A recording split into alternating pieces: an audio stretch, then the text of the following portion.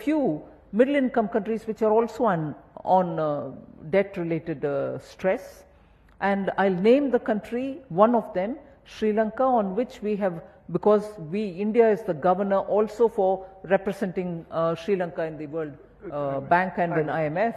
So we did take up that case earlier, and even on Sri Lanka there was complete unanimity that we have to deal with debt related stress issues very early, as early as it is required. The other one point, without taking much time, is India, and we all know that Honorable Prime Minister has been speaking about how multilateral institutions need reform. And when we say multilateral institutions, they include World Bank and others, which are all dealing with development issues and funding of development issues. On that, India proposed to have an expert panel look at those issues which are so important for making these multilateral development institutions ready for 21st century challenges. They are 20th century products, but even to maximum leverage the funds that they have as it is, and to also have the skill to be able to raise funds from the market, so that in total they have enough pool of resources with which they can fund development aspirations of the global south, is a big issue on which Prime Minister has been already speaking severally. But we appointed an expert panel.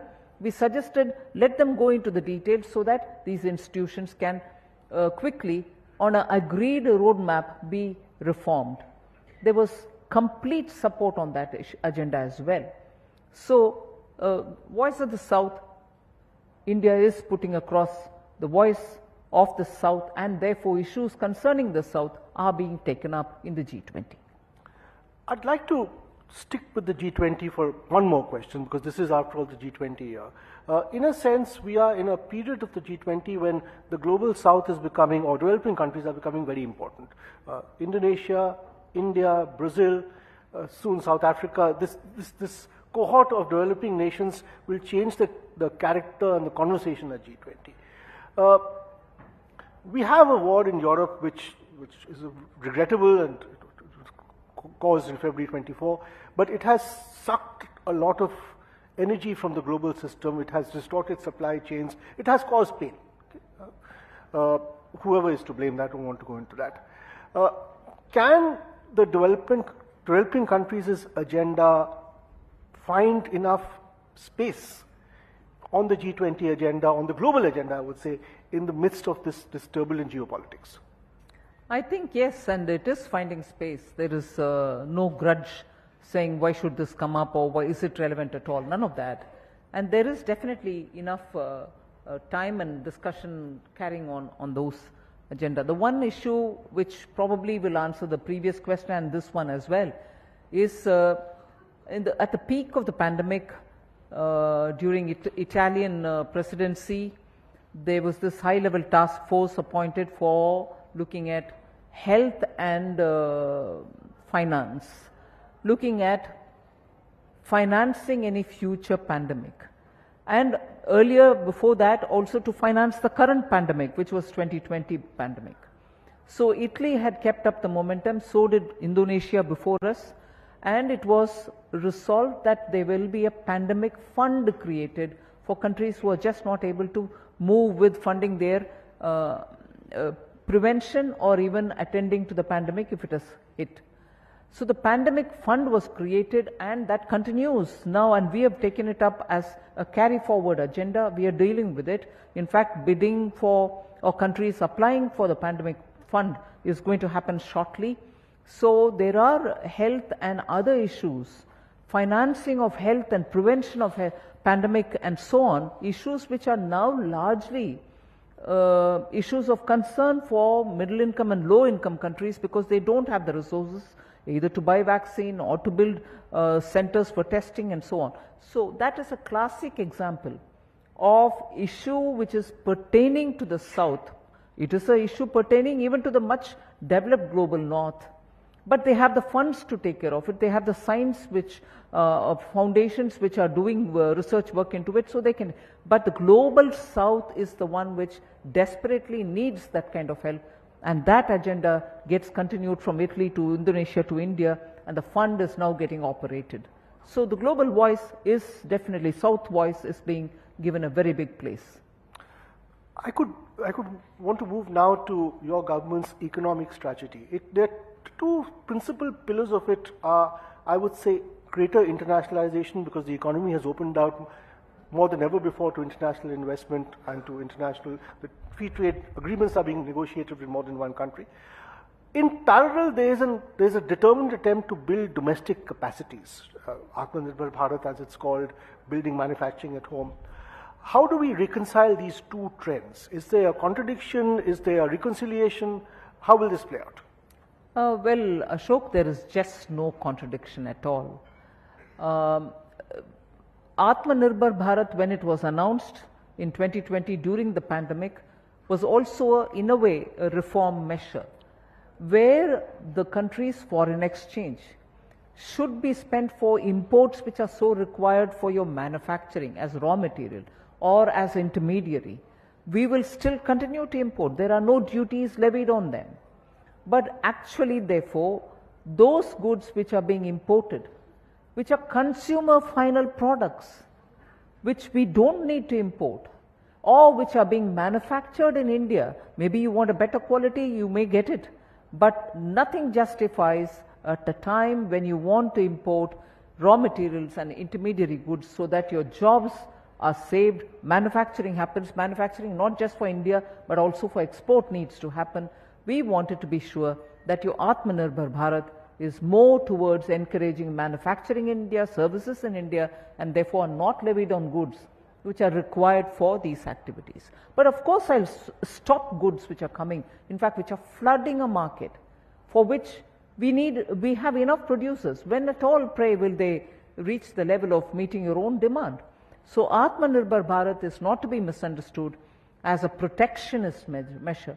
It is protectionist to the extent that if you have consumer goods which are final products which are manufactured in India, I need to save those units which are producing in India.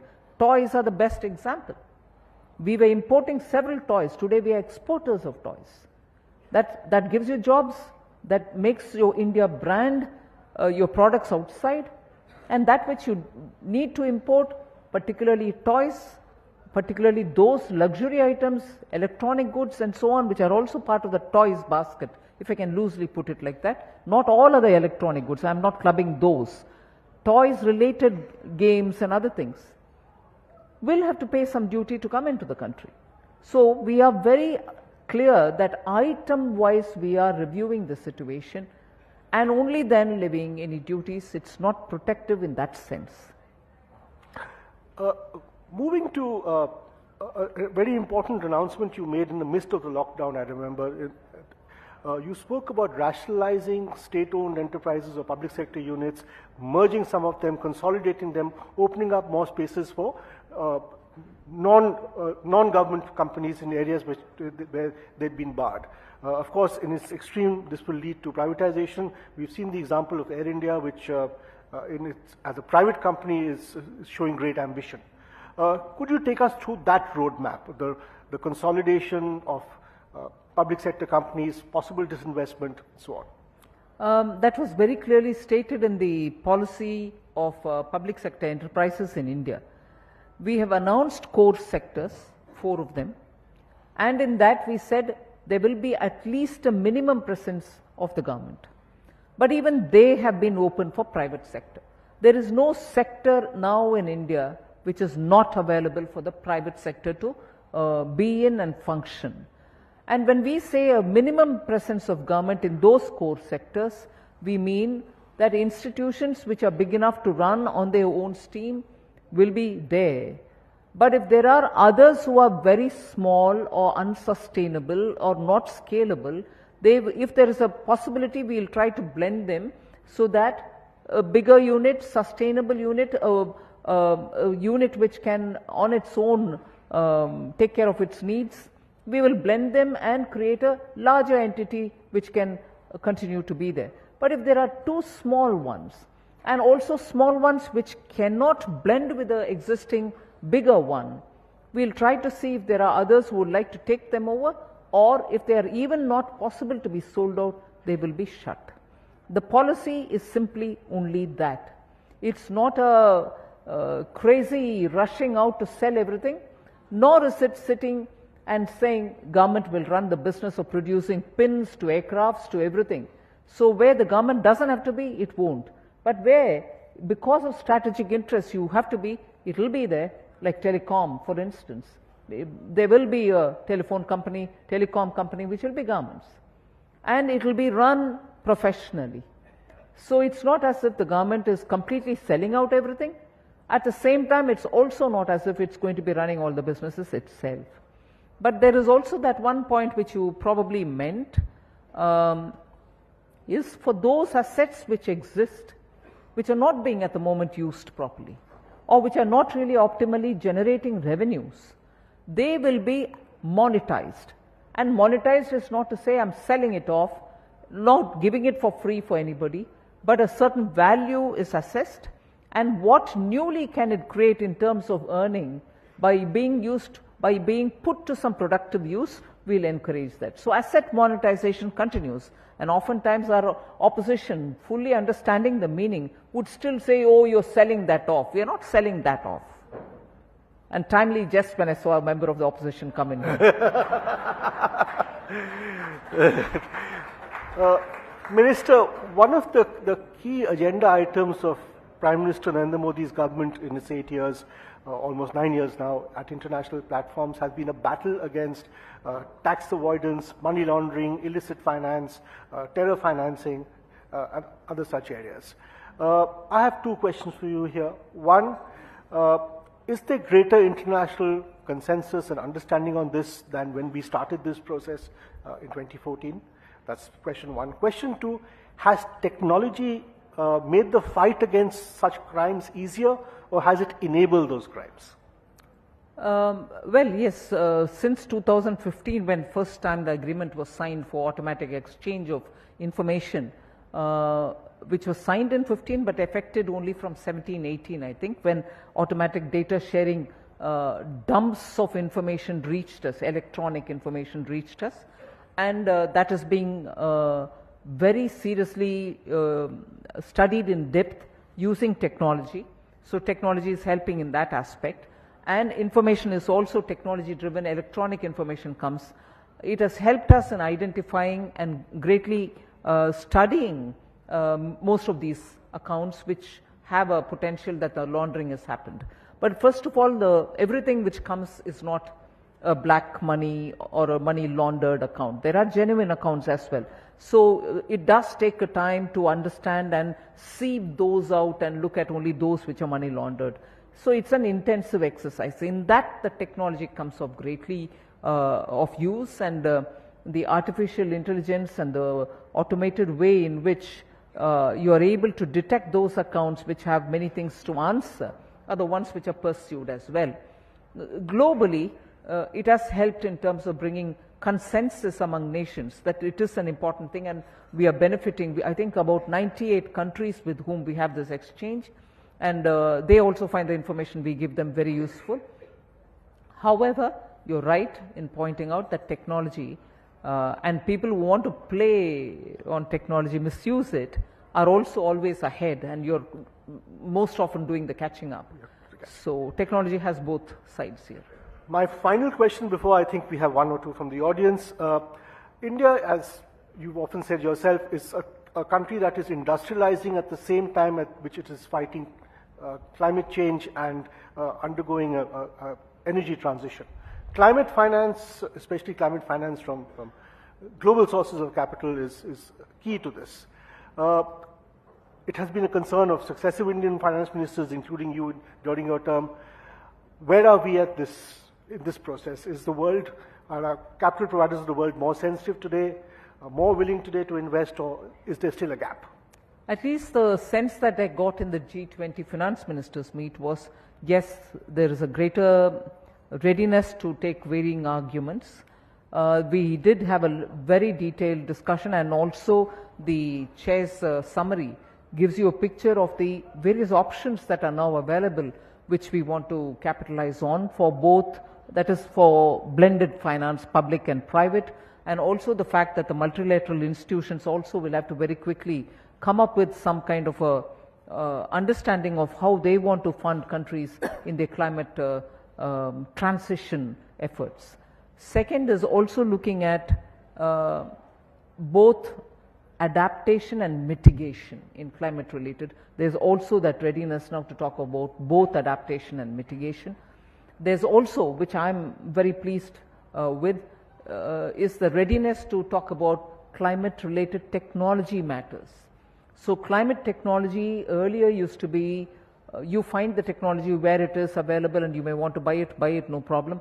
But today now everybody is talking about technology, what kind of technologies, for what purposes, and for the countries which want to move out from coal to natural gas, or from gas from coal, and also transition if natural gas is becoming more expensive, how do you handle it, and so on. So I find that greater readiness to discuss in detail about climate changes and the requirement of the global south as regards per capita emission are all very well discussed.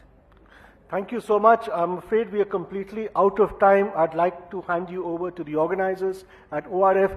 Thank you so much, Minister Sitharaman, for your commitment to Raisina. We hope to have you back next year. Thank you very much. Thank you. Thank you so much, Honorable Minister, and thank you so much, Ashok, for a fantastic session. If I could request both of you to join us for a quick photograph before Madam leaves.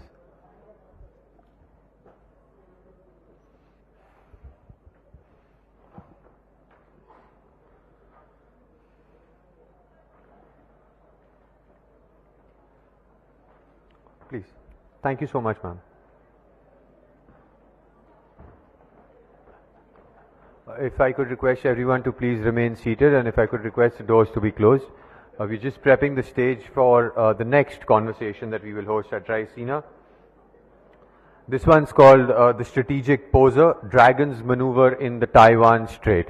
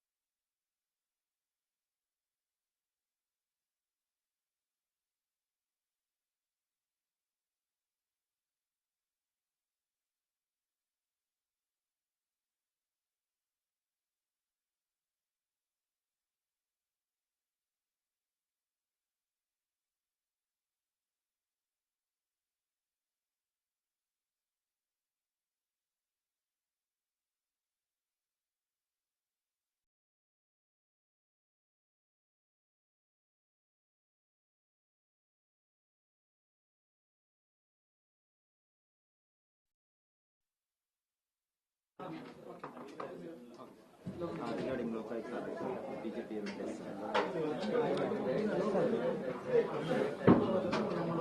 It is shameful on the part of Karnataka. The state BJP government has defamed the Karnataka not only within India, in outside country also. It was rampant throughout the different parts, different states in this country. The Chief Minister of Karnataka was welcomed by 40% pay CM banners. Now, the proof is already given by the BJP MLA only.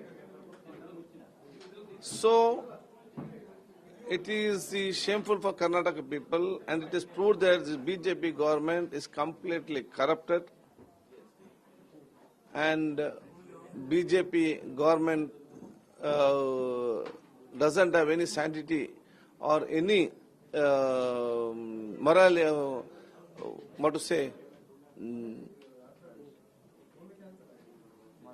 morality to conduct this inquiry. So government has our opposition leaders D.K. Shivakumar and opposition leader Sitharaman, Congress has demanded, one is for the judicial inquiry, second thing for the resignation of the Chief Minister and the Industrial Minister. So this demand will continue, our agitations will continue within the state. Those who are protesting against this, including Sitharaman, also detained by Bangalore police. BJP government is another face of the British government. In British's time also, whoever has to agitate against their rule or administration, they used to arrest and they used to punish. Same thing this BJP government is doing. Whatever BJP government tries to defame or diffuse or take action, Congress leaders will fight for justice for the people of Karnataka. Thank you.